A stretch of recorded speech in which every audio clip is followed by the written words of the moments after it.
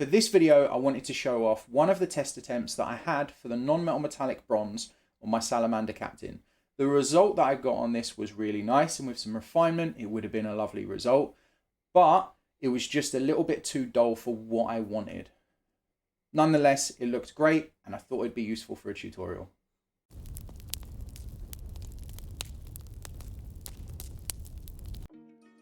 So before we start, the first thing that we're going to be doing is, the first colour we're going to be using is Games Workshop Rhinox Hide. Now this is straight out of the pot, so it's still a little bit too thick. So we're going to be base coating with Rhinox Hide. So what we're going to try and do is we're going to add a small amount of water, so we have a little bit of fluidity, and what we're aiming for is that it's not feeling very sticky. We want as fluid as possible while still being as opaque as possible. So I don't want this brush stroke to tear. You can see it's quite a solid mark all the way along. So we're only adding a small amount of water. Now the reality is with Games Workshop paints, you don't actually need to thin them down for a base coat. As a general rule, GW paints don't require too much thinning. If you're looking for an opaque colour, you just don't want to have too much paint on your brush, basically. But in this case, this is what we're doing.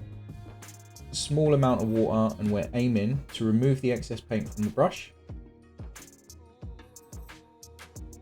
And then a nice opaque brush mark.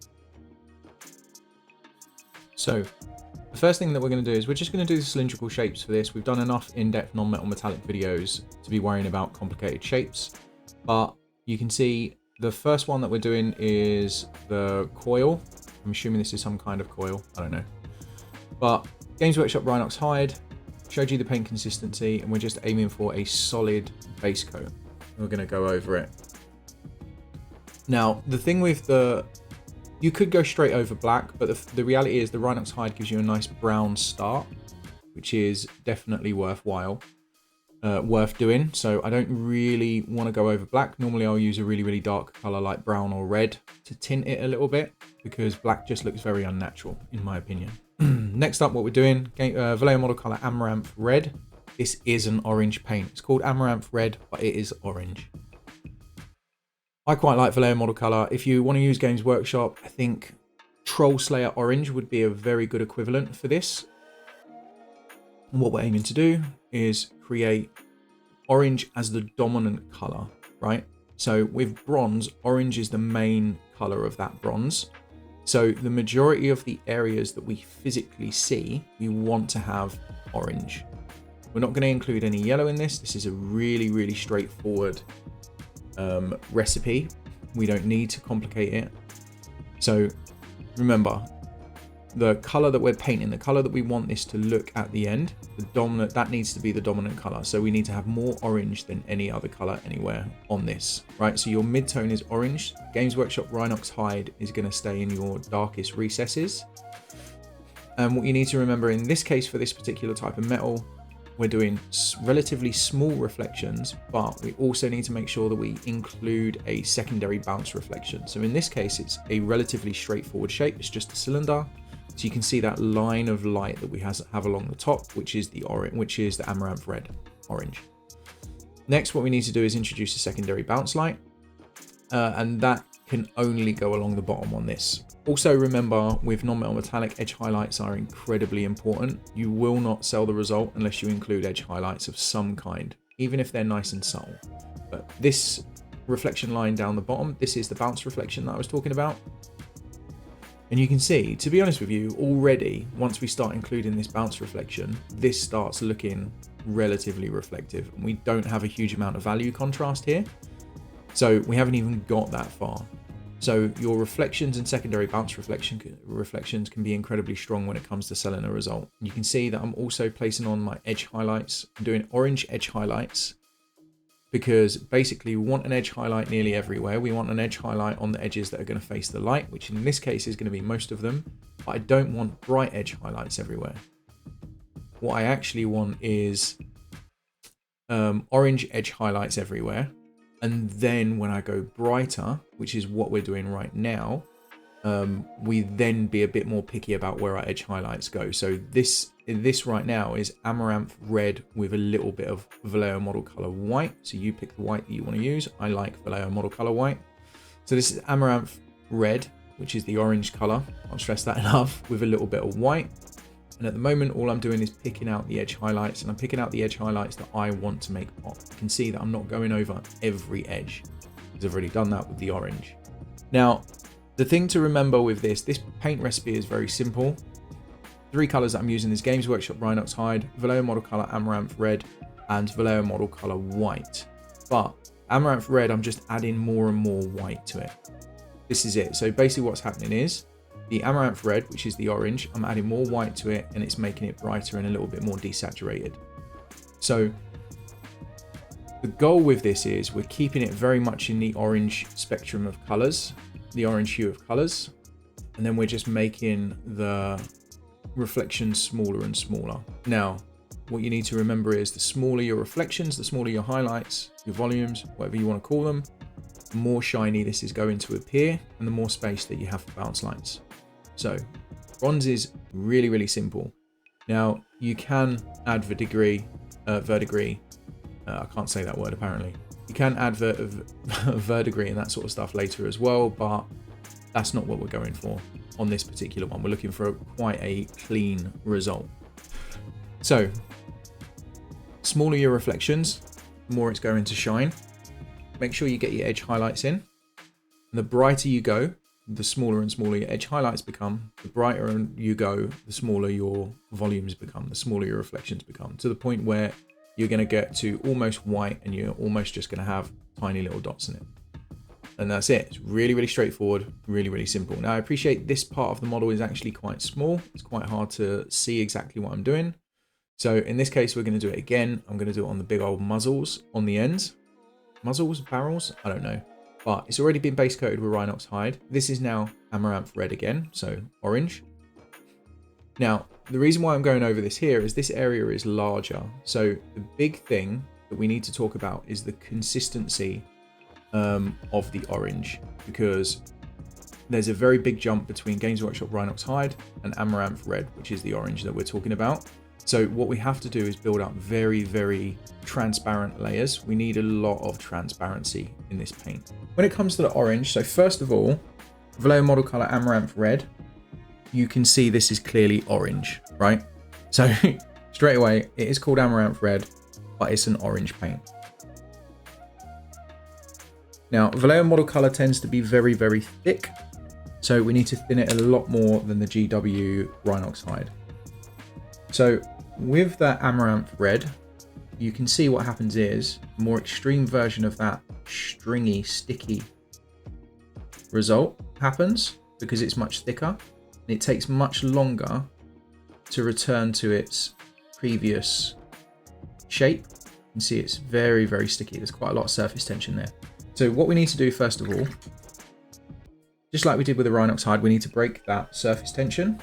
So add a little bit of water.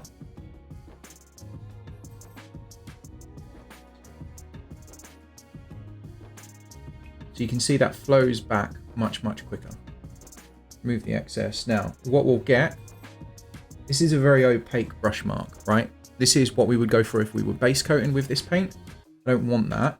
We want much, much thinner. So I'm going to add a lot more water to this left hand to this right hand side.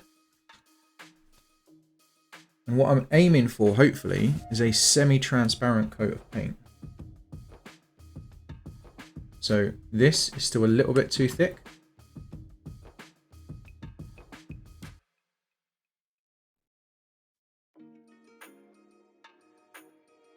That's what I'm looking for. So you can see how I can see the wet palette paper through. Now, the idea with this is we build up consecutive amounts of paint over the Games Workshop Rhinox Hide.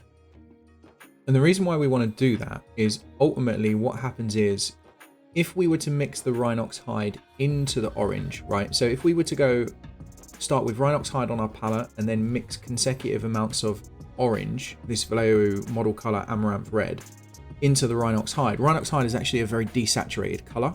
It's very gray and it's also quite purple. If you add white to it, you'll see that it's actually a purple. So the problem with that is it will end up as a very dirty orange, and it will be very desaturated, and it won't be visually interesting in the slightest. It will actually look quite nasty. So the idea with this is by painting the red, the Amaranthe Red, the orange, straight over the Rhinox Hide in thin consecutive layers, what happens is the orange gradually builds up and it keeps the hue that we want to keep. And it also means that we can get a nice soft transition if we're building up multiple layers of this orange. This is why we do it this way. I know it's a bit long-winded, it's a bit awkward, but the thing is, I want to keep the shadows very brown, not particularly, because like previously when you saw when I did the Gold Stormcast Eternals, non-metal metallic, I started with red over black and it gave us a very rich saturated shadow. I don't particularly want to do that with the bronze. I want to keep it a lot more, I want to keep it a little bit duller and not so vibrant. So working with the browns works better with this color, in my opinion, because we don't want it overly saturated and we don't want too much red. I mainly want to keep orange as the main color. So that's why we do it. It helps with getting a nice smooth transition because obviously we're building up multiple thin coats. But it also means that we don't have to deal with the weakness of the Rhinox Hide. Rhinox Hide is a really nice dark brown, but ultimately it is a purple and it is very desaturated, as in it's a very grey brown. By mixing it in with the orange, it will desaturate the orange. That's not what we want. So this is how we work against it. Next up, we're back at that stage where Vallejo model color, Amaranthe Red, so the orange, plus a little bit of white, and we're adding consecutive amounts of white. The paint consistency on this is exactly the same as the paint consistency of where we just used Amaranthe Red. And the reason for that is we want to keep it very, very thin. Once again, the reason why we want to keep it very, very thin, first of all, I don't want a really, really rough texture on this barrel. So by building up the multiple thin coats, we get a much smoother transition. And it also means that the white is going to behave a little bit better, because basically the closer you get to white, the more chalky it can become. So by mixing in the orange with it, that will downplay it a little bit. And if you're using quite opaque thick paint with white, it's also going to end up looking quite messy, and you'll have to fix that transition later. So in this case, quite thin paint, semi-transparent, exactly the same consistency as we did with the orange, and we're adding consecutive amounts of white into this. So this is with a little bit of white. Let's say, I don't know, I don't go hardcore with recipes, you guys know this, but let's say for example this is 5 parts orange and 1 part white, right? So this is still very dominant orange in the mix. And what you'll see as well is, as I keep going, I'm bringing up the edge highlights every time I go with a brighter and brighter mix as well.